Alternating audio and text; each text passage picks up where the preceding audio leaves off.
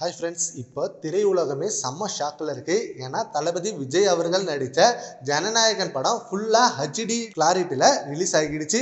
இது லீக் ஆனதை தொடர்ந்து சோஷியல் மீடியாவிலே செம்ம பரபரப்பாக இருக்கு.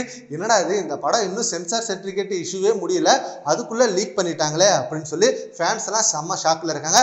மெயினாக தளபதி ஃபேன்ஸ் எல்லாம் இதை யாரும் ஷேர் பண்ணாதீங்க, இதை பிளாக் பண்ணிடுங்க அண்ட் கம்ப்ளைண்ட் பண்ணுங்க, ரிப்போர்ட் பண்ணுங்க அப்படின்னு நிறைய லிங்க்குக்கு போயிட்டு ரிப்போர்ட் பண்ணிட்டு இருக்காங்க. ஆனால் அதையும் மீறி ஹெச்டியாவே லிங்க் ஷேர் ஆகிடுச்சு. ஸோ நிறைய பேர் படத்தை பார்த்துட்டாங்க. படக்குழுவினருக்கு இது ஒரு மிகப்பெரிய அதிர்ச்சியா அமைஞ்சிருக்கு. கொஞ்சம் கூட யாரும் எதிர்பார்க்கல. ஏன்னா சென்சார் இஷ்யூ இப்போ முடிஞ்சிடும், ஏப்ரல் லாஸ்ட்ல ஜனநாயகன் படத்தை தியேட்டர்ல ரிலீஸ் பண்ணலாம் அப்படின்னு செம்ம ஹாப்பியா வெயிட் பண்ணிட்டு இருந்தாங்க ரசிகர்களும் அண்ட் படக்குழுவினரும். ஆனா இந்த மாதிரி நேரத்தில் இந்த படம் ரிலீஸ் ஆனது விஜய் அவர்களோட அரசியல் ரீதியா வந்து மிகப்பெரிய களங்கமா ஏற்பட்டிருக்கு.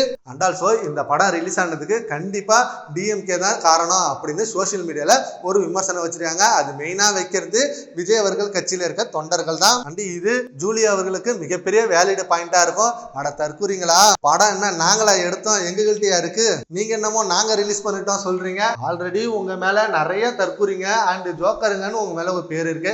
இன்னமும் இதெல்லாம் செஞ்சு ஏன்டா அந்த நேம் கன்ஃபார்ம் பண்றீங்க, போய் படத்தை ரிலீஸ் பண்ணா போய் மொபைல்லே பாருங்கடா அப்படின்னு சொல்லி நிறைய பேர் கமெண்ட் போட்டுட்டு வராங்க. அண்ட் இது வேற லெவல் ட்ரோல் ஆகிட்டு இருக்கு. சரி, ஓகே ஃப்ரெண்ட்ஸ், இப்போ ஜனநாயகன் படம் லீக் ஆனது தொடர்ந்து உங்க ஒப்பீனியன் நம்ம கமெண்ட்ஸ்ல கமெண்ட் பண்ணுங்க. Thank you friends.